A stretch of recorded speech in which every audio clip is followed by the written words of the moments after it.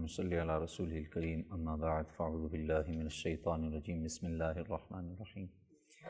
ان اللہ وملائکتہ یصلون علی النبی یا ایہا الذین آمنوا صلوا علیہ وسلموا تسلیما اللہم صلی علی سیدنا و مولانا محمد وعلی آل سیدنا و مولانا محمد وبارک وسلم وصلی علیہ سبحانک لا علم لنا الا ما علمتنا انک انت العلیم الحکیم رب اشرح لی صدری ویسر لی امری واحلل عقدۃ من لسانی یفقہوا قولی اللہم نور قلوبنا بعلمک واستعمل بدنا بطاعتک اللہم الہمنا رشدنا اللہم اہدنا وسددنا آمین یا رب العالمین۔ گزشتہ جو درس حدیث تھا اس میں حوض کوثر کے حوالے سے بات مکمل ہوئی تھی، نہر کوثر کا تذکرہ چل رہا تھا، اور پھر میں نے اس میں اختتام میں یہی عرض کیا تھا کہ اگلا جو تذکرہ ہوگا وہ شفاعت کا تذکرہ ہوگا، اور نبی صلی اللہ علیہ وسلم کا اس روایت سے آپ کا جو مقام، آپ کا جو مرتبہ، اور اللہ رب العزت نے جو آپ کو ایک خاص چیز یہ شفاعت کی جسے کہا جاتا ہے شفاعت یا سفارش، یہ ایک خاص نبی علیہ السلام کو ہی حاصل ہے۔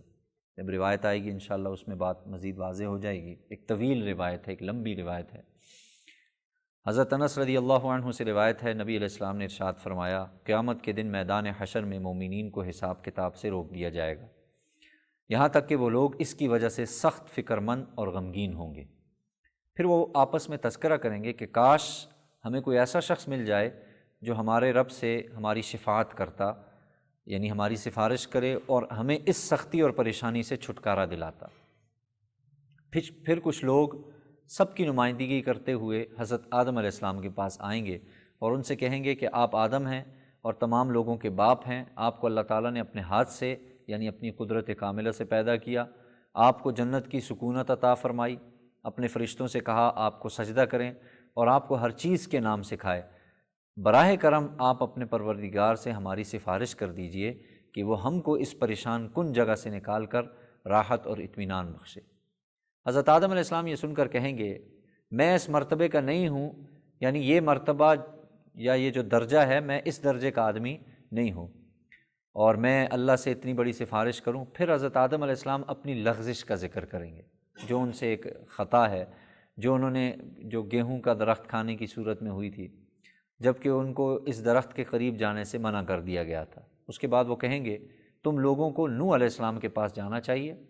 وہ تمہاری سفارش کر سکتے ہیں، کیونکہ وہ پہلے نبی ہیں جن کو اللہ تعالیٰ نے دنیا والوں کی ہدایت کے لیے مبعوث کیا تھا۔ پھر وہ لوگ حضرت نوح علیہ السلام کے پاس آئیں گے، ان سے یہی درخواست کی جائے گی۔ حضرت نوح علیہ السلام جواب دیں گے کہ میں بھی اس مرتبے کا آدمی نہیں ہوں، وہ میرا وہ مرتبہ بھی نہیں ہے، اور وہ اپنی اس لغزش کا ذکر کریں گے جو انہوں نے بے جانے بوجھے اللہ تعالیٰ سے، ایک دعا ہے نا قرآن میں، انہوں نے اپنے بیٹے کے بارے میں دعا کی تھی اے اللہ میرے بیٹے کو غرق ہونے سے بچا لے، تو ظاہر ہے پھر اللہ تعالیٰ نے فرمایا کہ نوح ایسی دعا آپ نہیں مانگ سکتے، میں نے فیصلہ کر لیا ہے آپ کا بیٹا کافر ہے، وہ نافرمان ہے، وہ بھی ڈوبے گا، تو ظاہر ہے پھر میں نے توبہ کی تھی لیکن یہ مجھے ایک لغزش ہے، میری ایک خطا ہے۔ پھر وہ مشورہ دیں گے کہ تمہیں ابراہیم علیہ السلام کے پاس جانا چاہیے، ظاہر ہے وہ اللہ کے خلیل ہیں، دوست ہیں، اور نبی صلی اللہ علیہ وسلم نے ارشاد فرمایا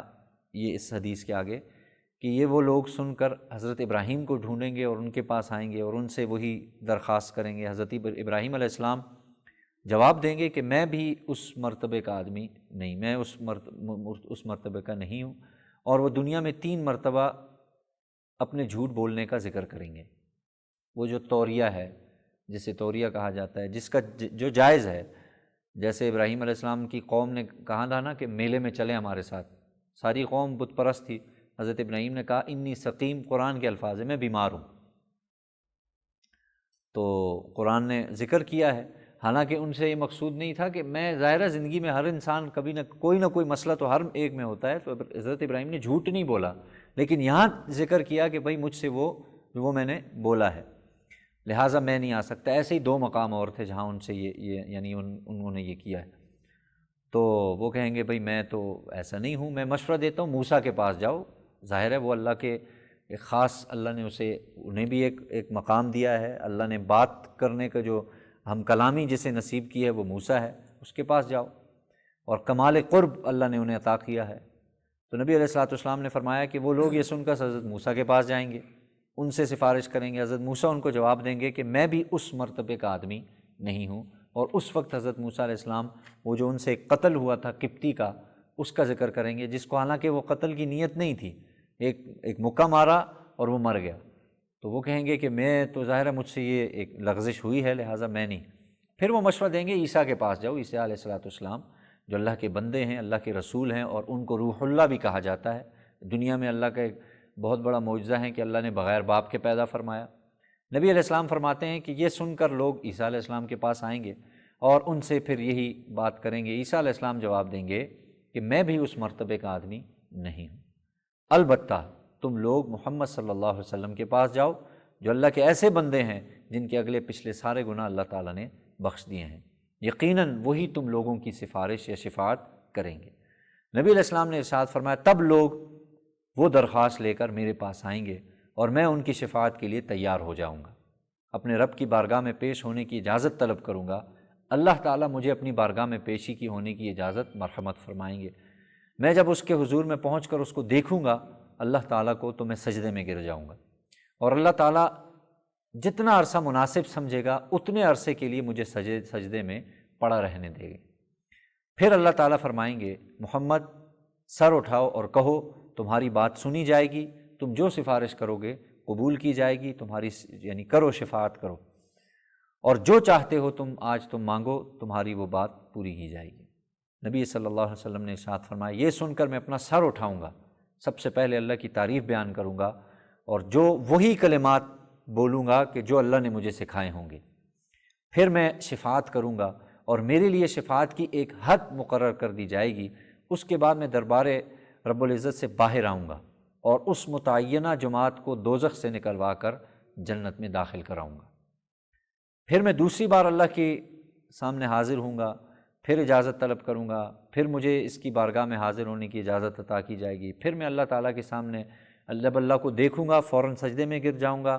پھر اللہ تعالیٰ جب تک چاہے گا میں سجدے میں پڑا رہوں گا، پھر فرمائے گا محمد سر اٹھاؤ کہو تمہاری بات سنی جائے گی، شفاعت کرو شفاعت قبول کی جائے گی،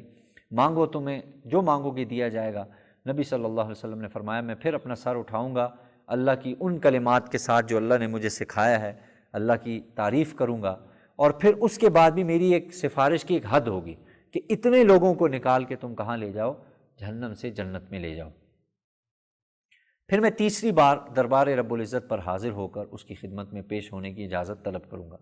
مجھے اس کی بارگاہ میں پیش ہونے کی اجازت دی جائے گی اور وہی سلسلہ دوبارہ ہوگا۔ پھر مجھ سے کہا جائے گا آپ کیا مانگتے ہیں آپ مانگیں، پھر میں اللہ تعالیٰ کی تعریف کے ساتھ سفارش کروں گا، اور پھر سے مجھے ایک متعینہ لوگوں کے بارے میں کہا جائے گا کہ بھئی ان کو جہنم سے نکلوا لو اور جنت میں داخل کراؤ، یہاں تک کہ دوزخ میں ان کے علاوہ اور کوئی باقی نہ رہ جائے گا جن کو قرآن نے روکا ہوگا، یعنی بس وہ لوگ دوزخ میں رہ جائیں گے جو دائمی عذاب کے مستحق ہو چکے ہیں، یعنی جن پر تالا لگ چکا ہے، یہ کافر ہیں، وہ ظاہر ہے کفار ہیں۔ پھر نبی صلی اللہ علیہ وسلم نے اس بات کو مستند کرنے کے لیے قرآن مجید کی آیت تلاوت فرمائی، عسیٰ ان یبعثک ربک مقاما محمودا، امید ہے کہ آپ کا رب آپ کو مقام محمود میں جگہ دے گا۔ پھر نبی صلی اللہ علیہ وسلم نے فرمایا یہ وہی مقام محمود ہے جس کا وعدہ خدا نے تمہارے نبی سے کیا ہے۔ حضرت انس رضی اللہ تعالیٰ عنہ، اب چونکہ اس روایت کا تعلق ہے، حضرت انس فرماتے ہیں اللہ کے رسول جب قیامت کا دن ہوگا تو میدان حشر میں لوگوں کی بڑی بھیڑ ہوگی،